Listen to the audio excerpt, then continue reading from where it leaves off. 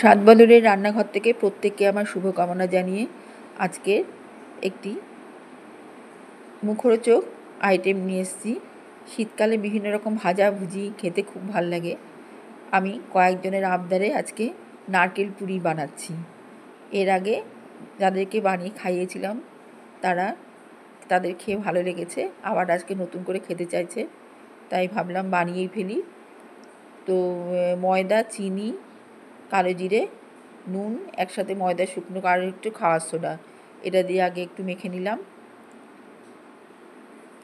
এবার রিফাইন তেল আর জল একসাথে, এখানে নুন দিলাম, রিফাইন তেল আর জল এটা একসাথে করে ময়দাটা মিশিয়ে নিচ্ছি, দিয়ে একবারে মেখে নিচ্ছি। অল্প অল্প করে জল না দিয়ে আমি একবারে জল দিয়ে মোটামুটি নরম করেই মেখে নিলাম।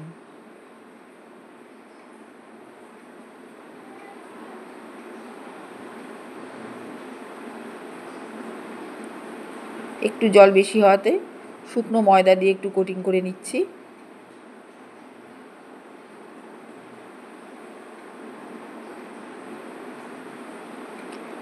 এইভাবে মোটামুটি একটা নরম ডো তৈরি করে ফেলেছি।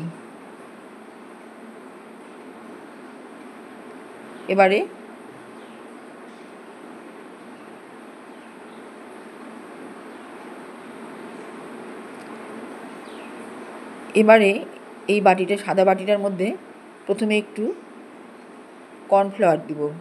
কর্নফ্লাওয়ার আর নারকেল, এই যে কোড়ানো নারকেল হাতে নিয়ে একটু জল দিয়ে, নারকেল থেকে এমনি নর্মালি ঠান্ডা জলই নিয়েছি, হাতের মধ্যে কোড়ানো নারকেল আর জল দিয়ে একটু নারকেলের দুধ বের করে এই কর্নফ্লাওয়ারের সাথে নারকেলের দুধটা গুলে নেব।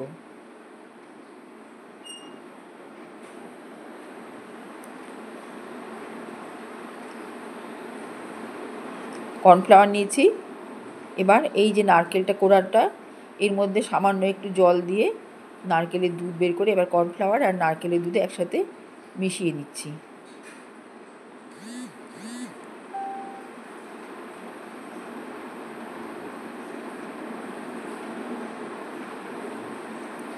এইভাবে নারকেলের দুধ বের করে কর্নফ্লাওয়ার দিয়ে মিশিয়ে নিলাম।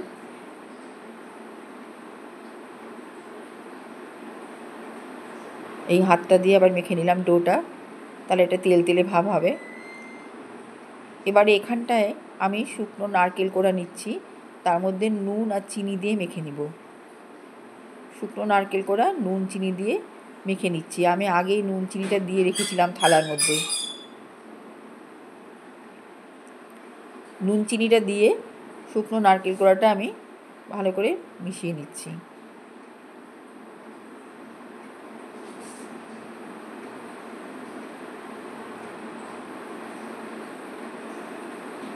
এভাবে ডো থেকে লিচি কেটে ময়দার কোটিং করে এইভাবে গোল গোল করে বেলে নিচ্ছি। খুব পাতলা করে বেললে খেতে ভালো লাগবে।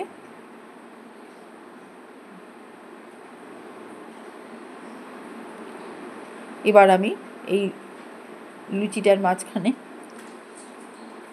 নারকেল কোড়া যে দুধ বের করেছি সেই দুধটা, কর্নফ্লাওয়ার মিশানো দুধটা মিশিয়ে দিচ্ছি।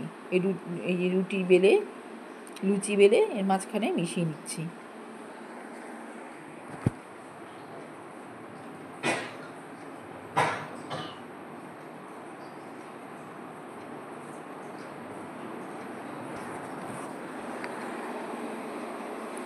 এবার যে কোড়ানো নারকেলটা, যেটার মধ্যে চিনি আর নুন দিয়ে মেখে রেখেছি, সেই কোড়ানো নারকেলটা এর মাঝ বরাবর দিয়ে ভাঁজ করে নিচ্ছি।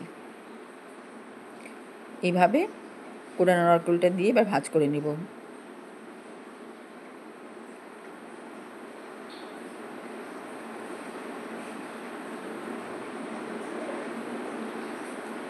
এটা স্ন্যাক্স হিসেবে খেতে খুব ভাল লাগে চায়ের সাথে। আর এমন কিচ্ছু নেই, শুধু নারকেল কোড়া, নুন, চিনি আর ওই কর্নফ্লাওয়ারের সাথে যে দুধটা বানিয়েছি, এটারও খুব সুন্দর টেস্ট।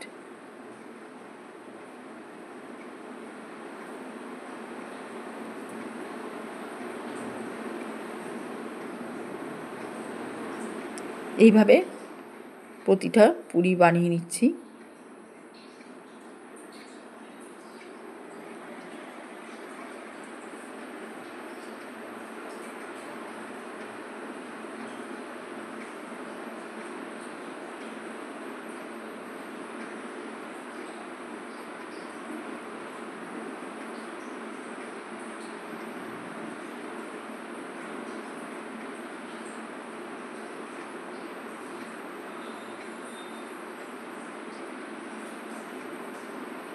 এখানে অল্প অল্প গরম থাকতে এগুলো ছেড়ে দিয়েছি। এগুলো কিছুতেই লাল হবে না, সাদা সাদা থাকবে, কিন্তু বেশ একটা ক্রিপসি ভাব থাকবে। সাদা সাদা অবস্থাতে এটি তৈরি হয়ে যাবে।